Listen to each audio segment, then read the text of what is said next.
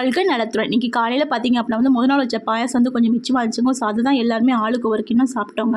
உண்மையிலே முதல் நாள் வச்சுட்டு அதை அடுத்த நாள் வந்து சூடு பண்ணி கொஞ்சம் சாப்பிட்றப்ப வந்து நல்லா கெட்டியாயிருங்க. செம்ம டேஸ்ட்டாக இருக்கும். யாருக்கெல்லாம் வந்து பாயாசம் வந்து அடுத்த நாள் இந்த மாதிரி லைட்டாக சூடு பண்ணி சாப்பிட பிடிக்கும்னு சொல்லுங்கள். செம்ம டேஸ்ட்டாக இருந்துச்சு. ஸோ அது ஒரு சின்ன கிண்ணம் ஒன்று சாப்பிட்டு அதுக்கப்புறம் பார்த்திங்கன்னா தண்ணிப்பழம் சாப்பிட்டோங்க. தண்ணிப்பழம் என்ன தான் வந்து நம்ம அறுத்து சாப்பிட்டாலுமே வந்து இந்த மாதிரி பாதியாக அறுத்து அதில் குட்டியாக கரண்டி போட்டு அதை எடுத்து சாப்பிட்றப்ப வந்து ஒரு நல்ல ஃபீல் கொடுக்குங்க. சப்போஸ் உங்கள் வீட்டில் வந்து குட்டீஸ் வந்து பழங்கள் சாப்பிடலாம் அடம் பிடிக்கிறாங்க அப்படின்னா வந்து இந்த மாதிரி கட் பண்ணிவிட்டு ஒரு குட்டி கரண்டி வச்சு கொடுத்துட்டீங்கன்னா அவங்களாவே எடுத்து சாப்பிடுவாங்க. செம்ம இதாக இருக்கும். கீழேயும் சிந்தாதுங்க. அது என்ன தண்ணி இருந்தாலும் அந்த தண்ணி பழத்துக்குள்ளேயே இருக்குங்க. ஸோ நீங்கள் கண்டிப்பாக இந்த மெத்தட் ட்ரை பண்ணி பாருங்கள். உங்களுக்கு கண்டிப்பாக ஒர்க் அவுட் ஆகுங்க.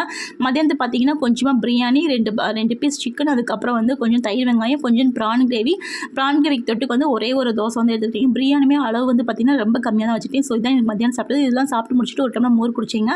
நீங்கள் என்ன சாப்பிட்டீங்க கண்டிப்பாக கமெண்ட் பாக்ஸில் சொல்லுங்கள். உங்களுக்கு வீடியோ பிடிச்சி லைக், ஷேர், சப்ஸ்கிரைப் மறக்காமல் பண்ணிடுங்க. வாழ்க வளத்துடன்.